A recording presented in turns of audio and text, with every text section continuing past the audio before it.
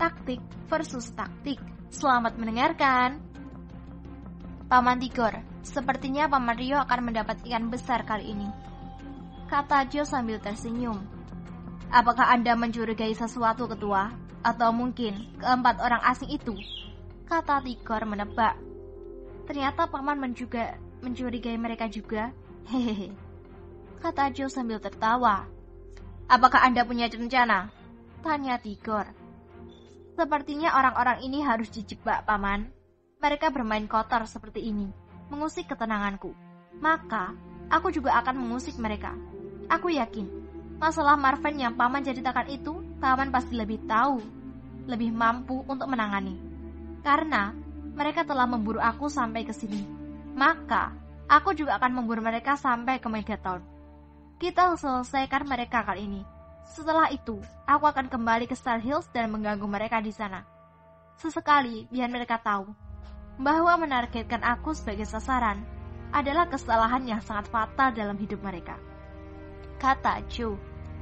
Apakah kita harus melibatkan pihak kepolisian? Tanya Tigor yang kurang senang dengan ide dari Joe ini. Bagaimanapun, ia rindu dengan bau anjir darah setelah 17 tahun lamanya mendekam dalam penjara. Aku berniat berbagi rezeki dengan Paman Rio. Tapi jika Anda menginginkan agar orang-orang asing ini hilang tanpa bekas, ya terserah Paman saja. Harus hilang tanpa jejak. Penjara terlalu enak bagi mereka. Sisakan satu orang untuk membawa kabar bahwa yang lainnya telah mati, kita bantai di kota kemuning ini. Kata Tigor.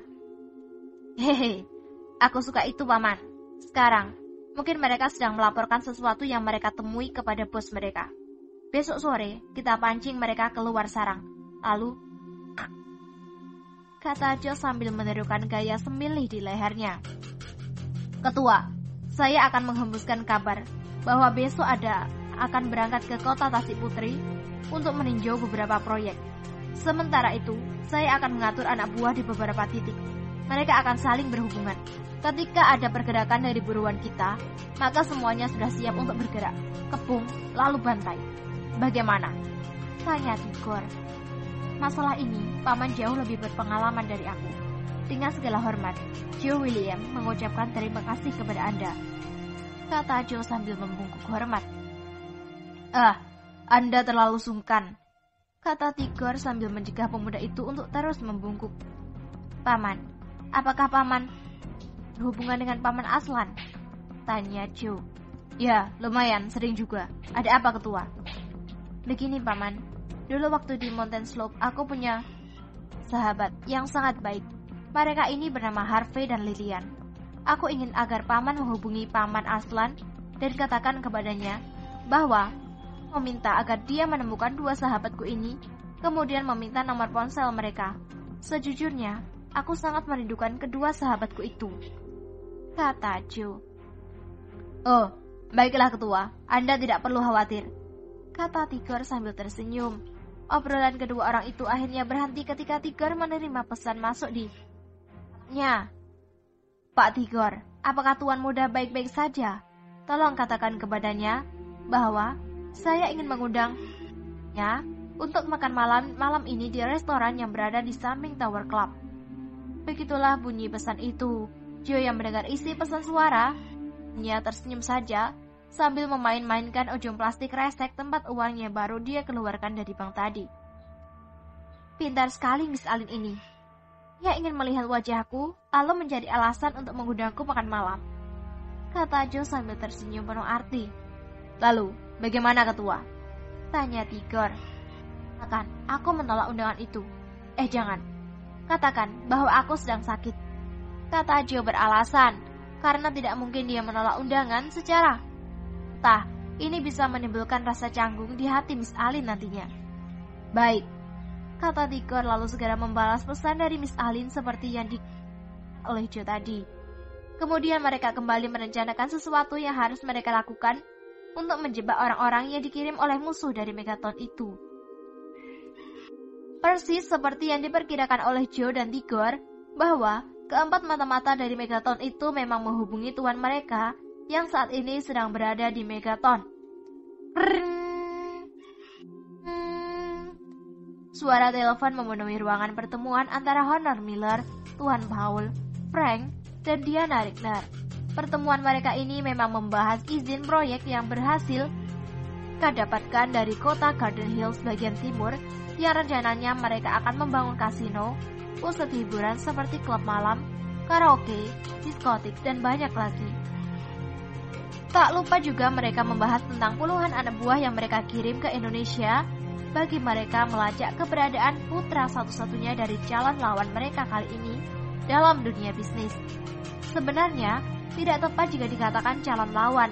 Hal ini karena sudah sering kali perusahaan holding company ini memancing berseteruan dengan perusahaan Future of Company yang dipimpin oleh Jerry William. Mungkin karena perlawanan yang dilakukan oleh Jerry dan orang-orangnya tidak terlalu agresif, kali ini yang membuat mereka merasa besar kepala dan menganggap bahwa perusahaan Future of Company ini tidak menginginkan silang sengketa atau lebih tepatnya tidak berani terhadap perusahaan mereka. Padahal, mereka tidak tahu bahwa bukan Jerry dan perusahaannya yang akan menghadapi komplotan Honor Miller ini, tapi putranya yang telah dipersiapkan. "Halo," kata Tuan Paul setelah mengangkat gagang telepon itu. "Tuan, ini saya, Sean." Bagaimana dengan tugasmu? Apakah ada kemajuan?" tanya lelaki botak profesor itu. "Benar, Tuan.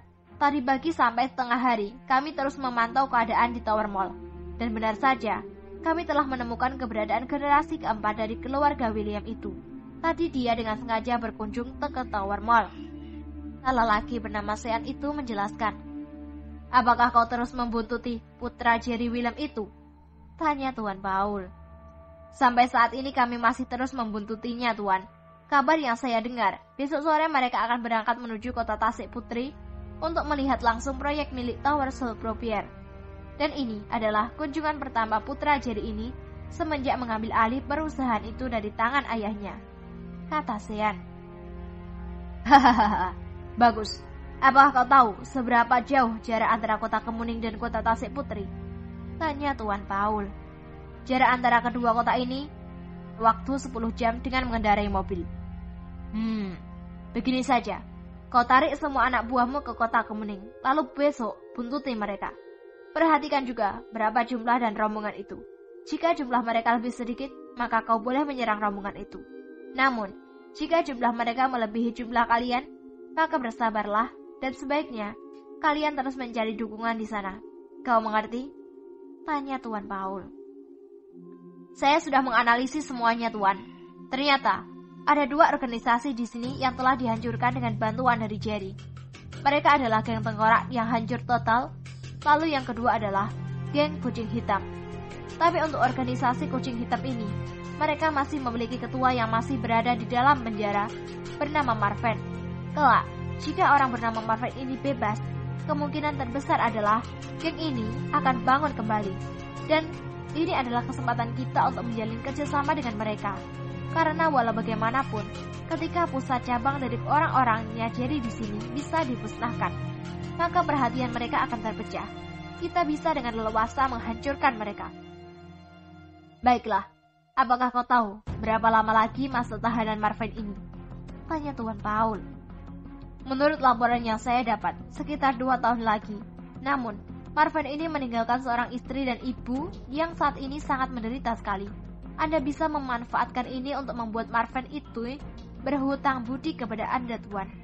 Setelah itu, mereka ini pasti akan tunduk kepada Art Holding Company," kata Sean menjelaskan. "Bagus, aku sudah memiliki gambaran tentang apa yang bisa aku kerjakan menurut informasi darimu ini. Kau jangan pikirkan hal itu. Akan ada orang lain yang akan aku kirim. Sebaiknya kau fokuskan pada putra Jerry ini. Jika kau bisa, pastikan anak itu mati," kata Tuan Paul. "Baik, Tuan. Nah, untuk bayaranmu, aku akan membincangkan terlebih dahulu kepada Tuan Muda Honor Miller. Setengah akan kau terima dan setengah lagi akan kau dapatkan setelah kau berhasil menjalankan misimu kali ini," kata Tuan Paul berjanji. "Siap, Tuan. Jika begitu, saya akhiri dulu panggilan ini," kata saya lalu mengakhiri panggilan telepon itu. "Bagaimana, Paul? Tanya Honor yang sedang duduk dengan kedua kakinya berada di atas meja. Mereka sudah menemukan keberadaan putra satu-satunya dari musuh Anda, Tuan Muda. Kata Tuan Paul lalu menceritakan isi dari percakapan antara dirinya dengan Sean tadi. Mendengar penjelasan ini, bukan hanya Honor saja yang tertawa. Frank dan Diana Rigner pun juga ikut tertawa. Di hati mereka saat ini sudah membayangkan betapa hancurnya perasaan Jerry nantinya setelah mendapat kabar bahwa putranya sematawayang itu akan mati. Dia ingin menyaksikan sendiri seperti apa wajah hitam Jerry ketika menerima kiriman peti mati dari Indonesia itu di Star Hills. Bagus sekali. Kita tinggal menunggu kabar baiknya saja. Setelah itu, perang total dengan Future of Company akan segera dimulai. Kata Honor sambil tertawa. Di benaknya saat ini hanya ada satu. Ketika dia bisa menghancurkan perusahaan Future of Company, kemudian menghancurkan keluarga William, dengan begitu, posisi kepala keluarga Miller akan jatuh ke dalam genggamannya. Halo para pendengar sekalian, episode ini sudah selesai. Jika kalian suka, tekan tombol favorit, like, and share, dan serta komen ya. Terima kasih telah mendengarkan.